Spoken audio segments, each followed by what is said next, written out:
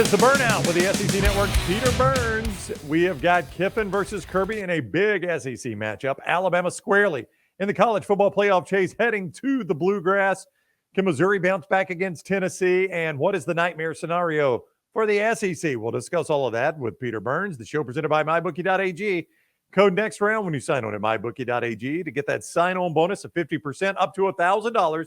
50% sign-on bonus up to $1,000 right now at MyBookie.ag. Burnsy, how are you holding up after your Bayou Bengals let you down? Listen, they didn't let me down because what's funny is for like 2 weeks I had said that LSU was going to beat Alabama, and literally the morning, last Friday morning, I'm driving in studio. We do these things called feature headlines in our SEC Network show, and so mine was that Jaden jumps in the Heisman race, Tigers roar. That was going to be my headline. And man, I started thinking about it, and then I kept thinking about it. Then Mekhi Wingo, whenever he had the surgery and he was going to be out for that game, I told my producers, I'm like, I'm picking Bama. I'm flipping. I don't see LSU. And I said LSU is going to score 28 points, and Alabama's just going to be able to run the ball on them all damn day long and keep the ball out of Jaden Daniels' hands. And I didn't know the Dallas Turner hit would turn out that way. But, yeah, man, it was just wash, rinse, repeat. Now 11 of the last 13 seasons, man. Bama just finds a way to get by LSU, and it was everything I wanted for the first 3.5 quarters. Really, really fun game. And then second half, Bama showed up, and they just waxed everybody like, you know what? You got to give a lot of credit to Kevin Steele's defense for the way they defended.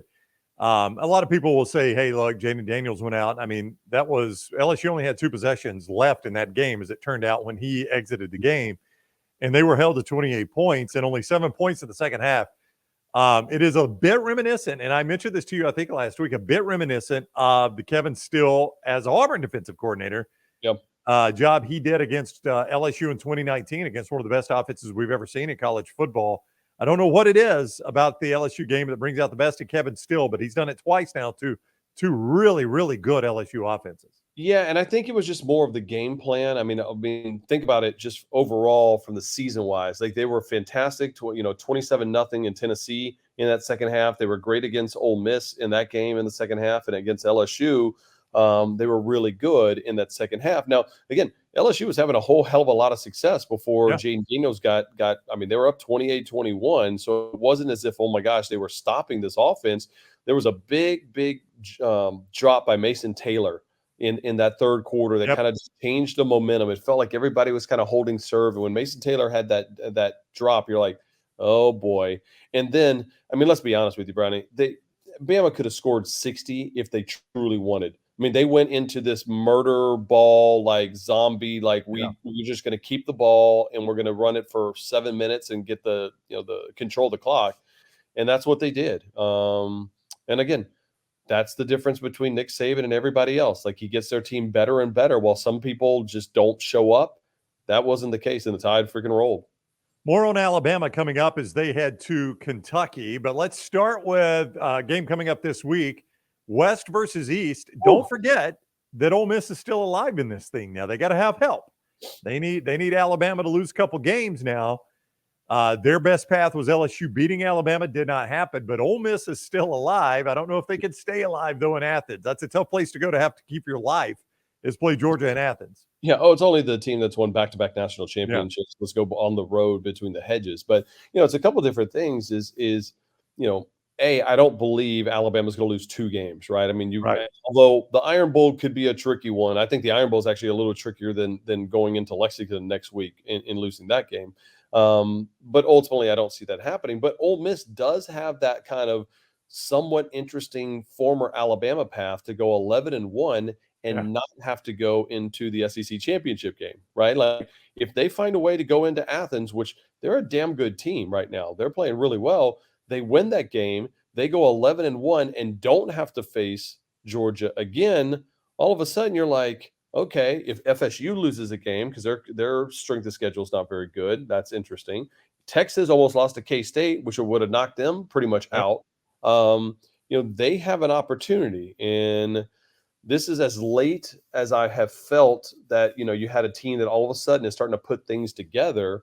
But man, Georgia, I mean, even what they were able to do with Missouri, they just don't get rattled whatsoever. Like I'm continue to be very, very impressed, and I'm really curious to see, Brownie, how Lane Kiffin attacks this week, because he likes to bump his gums a lot. Yeah. Like, is it gonna be calm Lane, or is it gonna be like, let's stir up some shit Lane? But keep in mind now, the last time he was in this type of situation, it was earlier in the season, obviously, but Yep. it was that game a couple of years ago in Tuscaloosa, the get your popcorn ready game, where Yeah. he came in and he was like, to heck with everything. We're just going to go for every single fourth down. We're going to go for every fourth down. We're going to keep all the cards on the table. We're going to push our chips in, whatever analogy you want to use.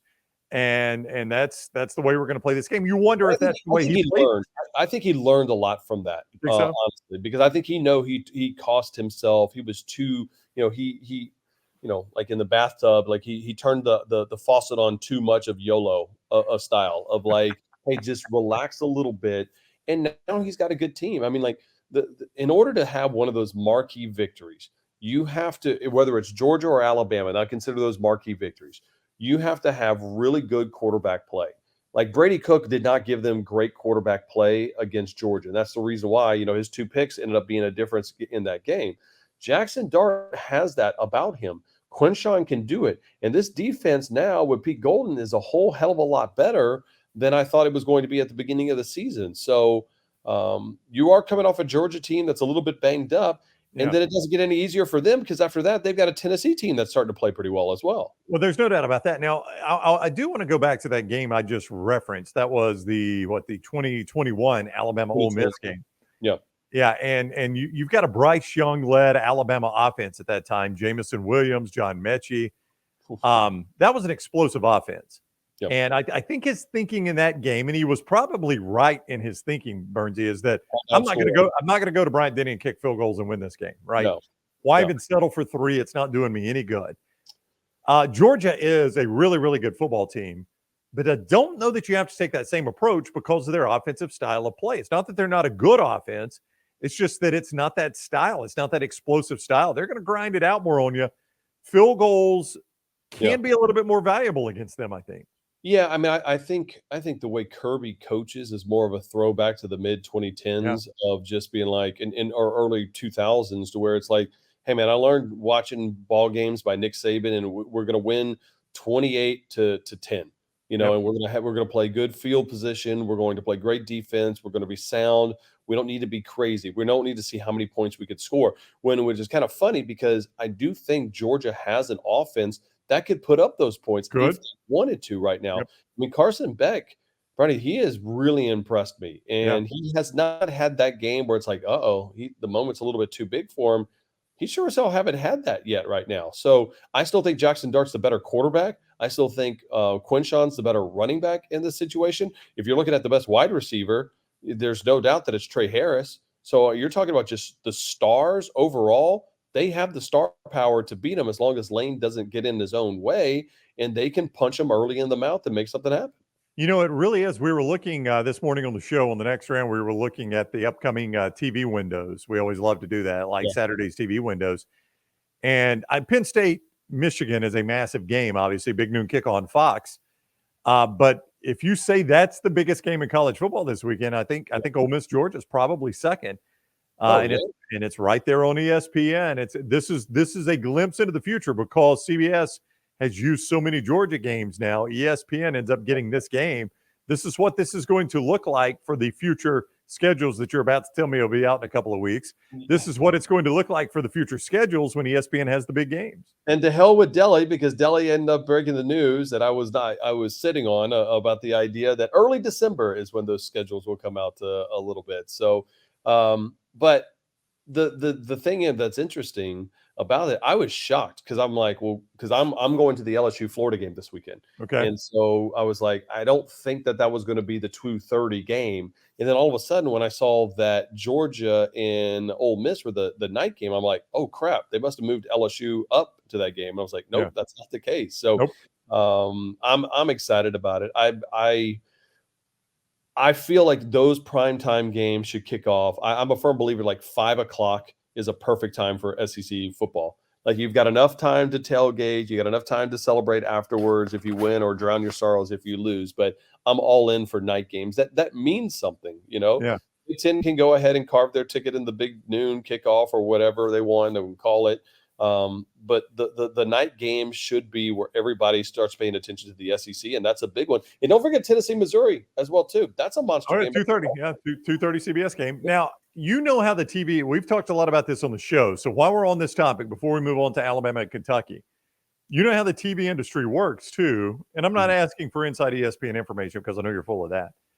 But when they have the full SEC slate, and with Texas and Oklahoma in the league, they're going to put some quality games at 11, are they not? That they're not just going to say, "Oh, Fox, you can have the 11 o'clock window."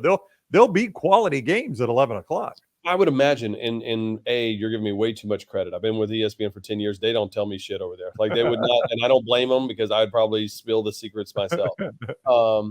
But I think it comes down to at some point what they're going to do, right? Like there is almost like a counter programming that's going to go on at some point. I mean, there's a couple of Big Ten days now that they have in ES. I mean, they're going to have NBC, CBS, and then there's another a third party or Fox to the Big Ten. There's a day that they'll have a huge game at noon, a huge game at 3, and a huge game at 7. And it's the first weekend in November, which is normally traditionally LSU Alabama weekend. Yeah. So the Big Ten, listen, the Big Ten is sharp in how they did their television deal. I don't think that there's any doubt about that. But when it comes down to it, they still have to win national championships for it to matter and not be under NCAA investigations while doing such things. For sign stealing, yes. He is Peter Burns of the SEC Network and ESPN. The show presented by MyBookie.ag. Code next round when you sign on at MyBookie.ag, and you get that 50% sign-on bonus. They match 50% up to $1,000. So you can get some money right there to play with at MyBookie.ag. Bet anything, anytime, anywhere. MyBookie.ag. Code next round to get that sign-on bonus I am talking about. Also, the show presented by our friends at Manscaped.com. They got great products there at Manscaped.com. We talk about the Handyman. It's the compact razor, easy to travel with, use at home, use on the road. It is an excellent razor. You get that right now at Manscaped.com with all their great products like the Beard Hedger that I use. It's got the adjustable guard so the guard doesn't snap off and gap your beard mid-shave. They've got the lawnmower, which takes care of the full body and the undercarriage so you can be clean all over the place. And the Weed Whacker takes care of the nose hair, ear hair, and all that stuff keeps you looking like an old man. You don't do that with Manscaped.com. Great boxer shorts, body products, everything at Manscaped.com. And because you like this show and you love yourself some Peter Burns, don't we all? We're going to help you save money. Burns is the code. Burns to get 20% off your initial order at Manscaped.com. Manscaped.com, code Burns to get 20% off. All right, let's talk about Alabama at Kentucky. That is one of those games, 11 o'clock, straight out of game day. And it's an interesting test for Alabama, going to a place they don't normally travel to, playing a team that is good enough to beat you. Alabama opened as a 12-point favorite in this game and coming off an emotional win over LSU. Interesting spot for the Crimson Tide here. Yeah, and it's funny because I started thinking about at the end of my show, they're like, I was like, hey, what's a better chance of happening? Ole Miss beating Georgia in Athens or Kentucky beating Alabama in Tuscaloosa? And I was like, well, and I started kind of making some points for Kentucky. I was like, Alabama's coming off a physical game. And I'm like, no, they're not. Not really. I mean, that was not football that LSU defense was going up against. This wasn't 2011 LSU's defense. I will say this, and I thought this was interesting. I talked to some people close to the Alabama football program, and was just kind of catching up with them on how the weekend was and whatnot. And I asked them, I was like, well, you got Kentucky coming up. What do you think? And there was a pause in which it's like they don't like this game. Yeah, in a weird way that it falls in a weird spot. It's not a team that you're really looked at and a whole hell of a lot. There's not a ton of history besides the Bear Bryant angle here. That it's just one of those kind of sneaky games that all of a sudden you get a little bit tired and you're thinking, oh, it's Kentucky. They're not playing that well. All of a sudden you're in a dogfight, and then they believe that they can get it done. So there actually is a little bit more concerned about this Kentucky game on the road that in certain ways, maybe even where they were for LSU in a way, especially defensively. You know, it's interesting because you talk to most coaches and they will tell you if it's a road game, I want to play it as early as possible. Yeah. 11 a.m. road kick. Now, sometimes I think, and I get that, and it's a little bit like if you'll go Well, back. Tennessee at LSU last year. Remember that? Yep, Tennessee and yep. LSU was an 11 o'clock Jefferson Pilot game. They got the opening kickoff, and then LSU fans like, well, I'm not even bother going into the damn stadium. And Tennessee I ran know. their ass out of the building. Yeah, I mean, if I'm playing Tiger Stadium, I definitely want it to be 11 o'clock. That's when I want to play in Tiger Stadium.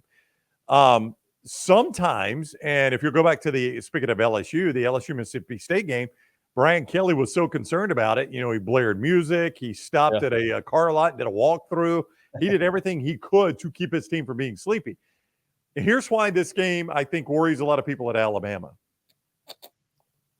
Kentucky naturally wants to make it a ugly game. That's the way they want to do it. Yeah. They want you to be out of sorts, ugly football. What normally works isn't working.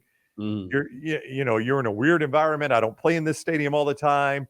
It's an 11 a.m. game. I'm coming off this electric atmosphere against LSU. 11 a.m. at Lexington will not be that electric atmosphere. I mean, that kind of plays into what Kentucky already wants to do in this game. Yeah, and the one thing that we're going to do is kind of keep an eye on Devin Leary's health. And Devin Leary, they were talking about it afterwards. He was having some blurriness, and they were trying to figure out what was going on during the middle of that game. Now they ended up beating a listless Mississippi State team 24-3. I will say this though, I do believe that. I mean, there's certain coaches that you just don't see them having this horrifically bad game. Right. Like in Alabama is traditionally one of those teams because most of the time, just like Georgia, they've got so many good players on their team. Yeah. They also understand that if they don't play well, there's probably somebody that's going to replace their ass tomorrow and they may not get that starting job back. Now, Alabama's had a little bit more attrition than Georgia has had, but that's the flywheel that works so well for Georgia is that the competition inside the team allows you that you're never going to have that day off. Alabama is kind of in that way as well, too. And again, I think if you go in your day-to-day aspect of life for Alabama, you could kind of just overlook things. But there's something about Saban this year. And again, I know I keep saying it. I don't know why, but there's this feeling amongst Alabama. And when I watch Nick Saban that says the way that he talks about this season in certain ways almost feels like it's his last season. And the attention to detail is locked in. And even the way he was talking about we might have the opportunity to win the West. I'm like, when the hell have I ever heard Saban talk about the opportunity to win the West? Like, might. It's right. And he goes, well, and then maybe something might happen from there. Like, it's a different Saban that we're seeing this year, and it's worked because they've gotten better every week. Yeah, I would say one advantage Alabama has in this game now, if you are the defensive staff for Kentucky, if you're Ron Roberts for Auburn, the defensive coordinator there, all of a sudden you got to hit a little bit of a pause on your prep for Alabama and start accounting for the called quarterback runs, which Alabama had gone away from for a number of games. They used it very effectively against LSU, whether it was because Milroe had the pulled hamstring a lot of people think he had. If Alabama just wasn't using it, I don't know what it was, but it was extremely effective against LSU. And it wasn't just that Milroe was effective, Bernsey. By the middle part of that game, and certainly in the third and fourth quarter, LSU's defense was so concerned about Milroe running the football, Alabama's backs had a field day. So it opens up the running backs as well. Well, again, I think you go back and if you're going to look at all throughout SEC football and probably all of college football and say what was the most important coaching decision that was made all season long, it was the benching of Jalen Milroe against South Florida. There's no doubt about it. When he knew that Jalen was going to get the start and Jalen became the third string quarterback, that was the best thing to happen to Alabama football because you realize Tyler Buchner and Ty Simpson had that opportunity and they couldn't seize it. Milroe was able to take a step back and go, okay, this is my team now. And Tommy Rees called the offense for him and stop trying to make him to be a different quarterback and do what the hell Jalen Milroe does, which is break your heart with his legs and his arm in the deep passes. And that's why it's worked extremely well. I go back and start thinking, what if Tyler Buchner had a good game? Yeah. Who knows? I don't think Alabama is as good as they are right now. If Buchner goes, 17-25 for 2 touchdowns and he's pretty solid and the offense responds, I don't know if Alabama is as dangerous as they are now that they figured it out with Milroe. And that's, and a lot of people, I've seen this discussion, and I agree 100% with you. And a lot of people are like, yeah, I don't know if that's what Saban was doing. I just think he wanted to see what he had. Well, the Wright brothers didn't know that plane was going to take off and stay in the air. Colonel Sanders didn't know all those original spices were going to make a great chicken.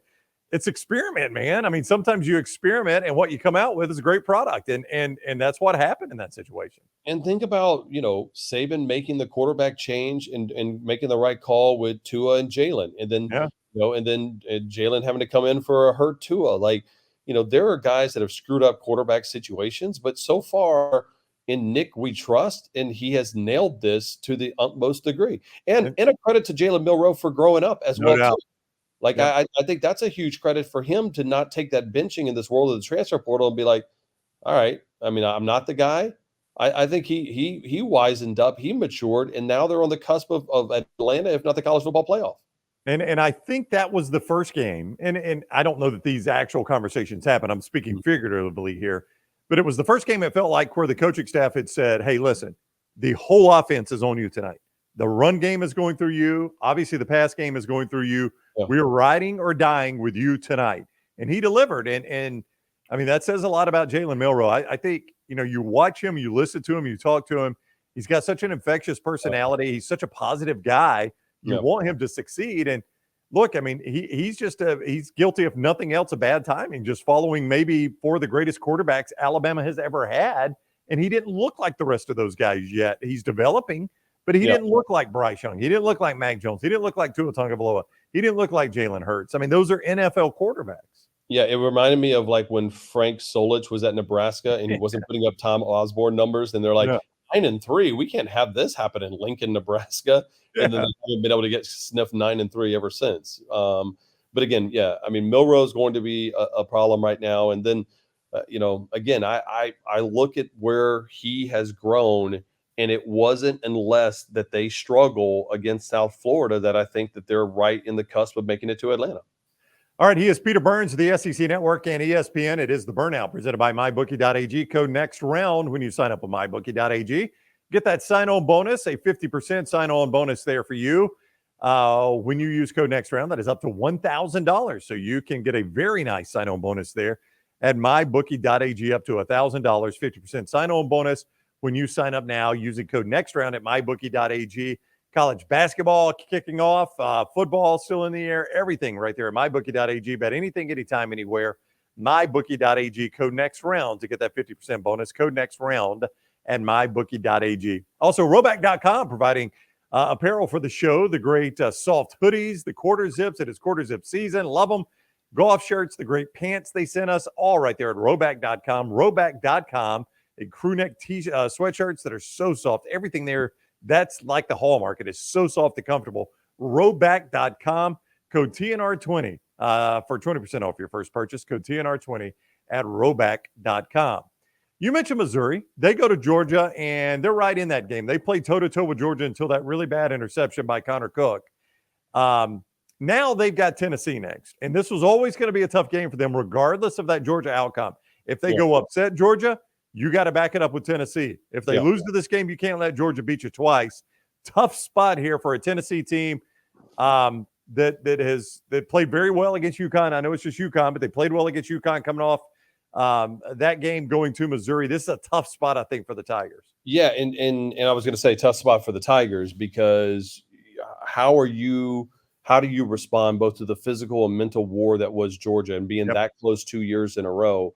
And not being able to punch through. And this is where Eli Drinkwitz has to show me something, right? Because I think Tennessee, while I think Missouri is a better overall team, I think that Tennessee's schedule fits them extremely well to where, man, they were just playing everybody and anybody against UConn. It was the de facto kind of bye week. They got off to a good start. Milton, they have found their way in making sure when he throws the ball, he's very efficient in what routes that they're calling for these wide receivers for him. They're taking a deep shot occasionally, and his perfect stat line should always be around like 16 of 22 for 222 yards or something like that, like not monster Hendon Hooker numbers.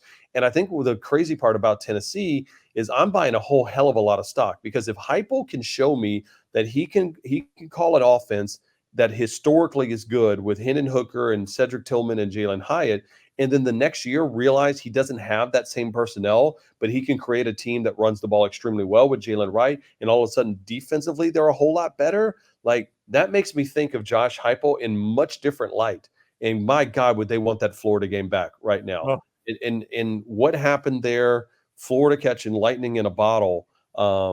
Because I'm a firm believer that Heupel could be building something pretty damn good over in Tennessee, and you got to win this game.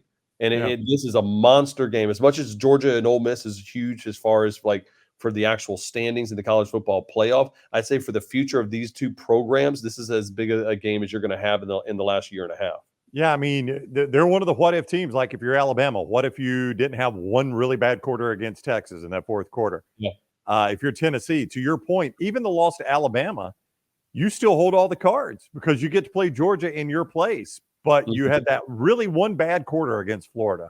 I mean, if you could somehow undo that one quarter from Florida, Tennessee's got everything ahead of them. They're a college football playoff contender. They could win the SEC East. They could go to Atlanta. Everything in front of them, but one bad quarter, they kind of threw that away a little bit. And think about Florida too. Like we were walking in studio this weekend, and I'm sitting there with Chris Doring, the Florida Gator lover, right? And I'm like, all right, so how we feeling, CD? And he's like, not good. Not He's good. like he told me, he's like, I think Arkansas wins this game. Oh. And I'm like, oof, man, okay. And he's just like, Arkansas coming off the bye. I just don't really feel confident. It's an early kickoff. There's like weird mojo and vibes around Gainesville right now with this whole thing.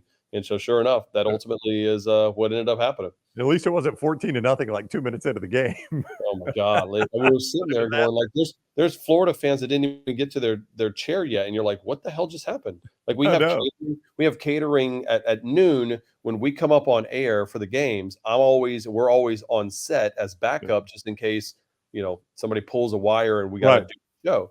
So as soon as the game is going, the broadcast takes over. So we clear for our lunch break. So we go and there's some catering at the studio. So we grab our food. By the time we literally got back, we're like, what the 14-0 Arkansas? Like that just happened? Like what in the hell? And I had Seth Pittman on my show this morning, and you could tell he's exhausted.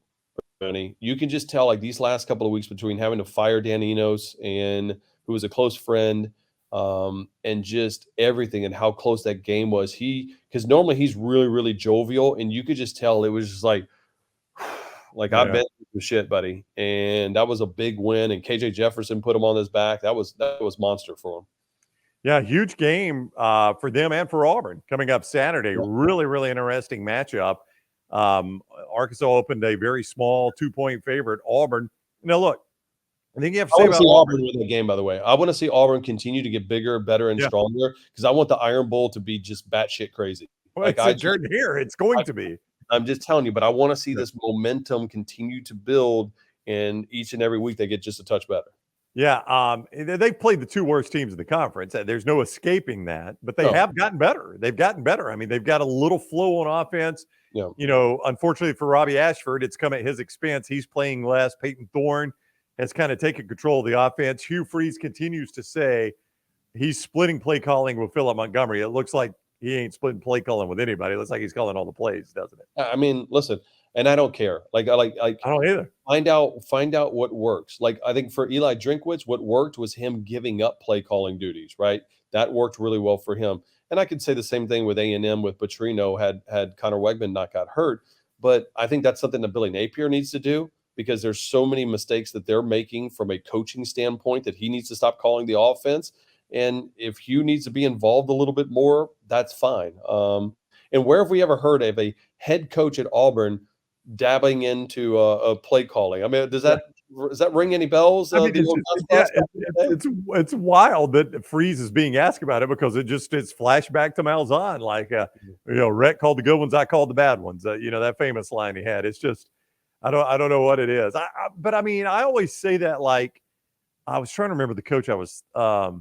I think it was Gus Malzahn. Like, yeah, it was Gus Malzahn. I felt, that's the whole reason Auburn hired him was his play calling. I don't want you giving up play calling. I want you to be good at it. And if I'm an Auburn fan, I get it with Hugh Freeze. He's trying to do a lot of things, but the whole reason you were attractive was the type of offense you run, and that I want you calling the plays.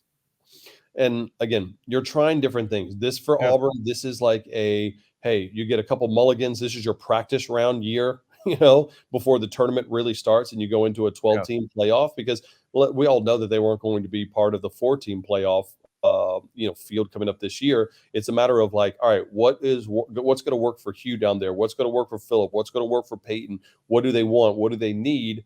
All so they can kind of ramp up so they can make the college football playoff, which is going to be weird. I mean, I know this last little topic that we have is SEC nightmare, and I assume that's going to be, could it be a situation where the SEC is actually out of the equation? It could be. MyBookie.ag brings you the show. MyBookie.ag, code next round to get that 50% sign-up bonus up to $1,000. Bet anything, anytime, anywhere. MyBookie.ag, code next round. Let's assume, for purposes of this discussion, that Michigan or Ohio State is undefeated, Big Ten champion. Probably the case. And yes, and not banned from the college football playoff. Not banned for the college football playoff. Florida State's undefeated ACC champion. Okay. Very likely right now. Let's assume Texas is able to hold on and win the Big 12, and now you got a spot up for grabs. 12-1. Yep. 12-1. And then you've got Oregon sitting out there as a one-loss team. Their one loss is to Washington. They avenged that loss. If you're Alabama, you 100% want Georgia to win the remainder of their games. And if Georgia wins them all, they're in no matter what. But if you're Alabama, you want Georgia to win the remainder of their games, be number one in the nation, because I do believe if it's Georgia, if Alabama beats Georgia, Oregon beats Washington, and it's down to Oregon or Alabama gets in. Yeah, I mean, just because of the strength of, more than likely the strength of schedule, or the strength of the perceived schedule of Alabama. But there is a situation where, listen, I don't think the Big 12 is very good this year outside of really kind of Texas. I mean, now that we're seeing Oklahoma kind of falter a little bit. Oak State's gotten better. Better, right? And K-State was pretty solid, but they end up having their third loss. And but you do not want to be in a situation. I just can't imagine a world, or I don't want to imagine a world where a 12-1 Alabama SEC champion is going to get left out of the equation. And if Washington wins, Florida State wins, and Michigan or Ohio State is undefeated, and you're trying to compare the resumes between a 12-1 Texas Big 12 champion who went into Tuscaloosa and won by double digits. Yep. I know the schedule is going to look better for Alabama in the strength of schedule, but how in the hell are you going to say?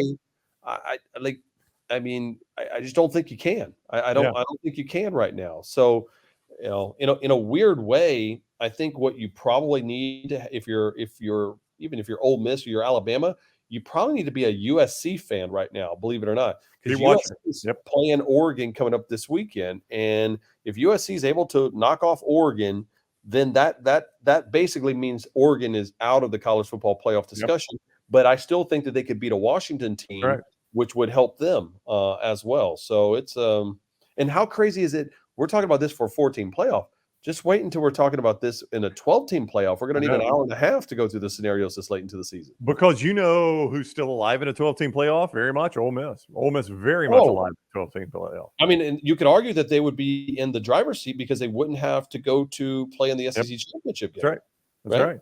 Yeah, very much alive. I mean, Missouri not entirely dead in a 12-team playoff, even with the 2 losses. Tennessee not entirely. No, not at all.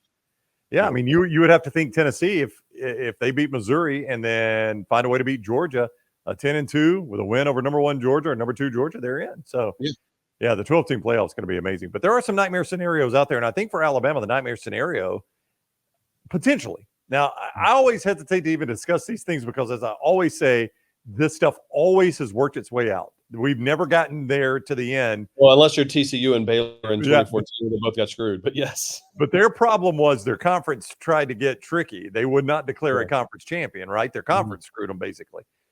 But it generally works its way out. I mean, we normally get to the end and we're like, God, I don't even know who the 4th team is. Like, I don't even know who to put in there for the 4th team. But a lot of times it felt like whoever's at 14 outside of maybe 2014, we didn't think it really mattered. We're like, okay, they're in, but do they really have a legitimate chance? Right. And I think you could still make the case right now, Brownie, this late into the season, as we're going into week 11, that there's 7 or 8 teams that you can say put them in a 2-game playoff and I could see them winning and being good enough. Like, like USC was one of those teams where they're fraudulent because their defense is, well, they've lost enough games where they're no longer in that conversation any longer.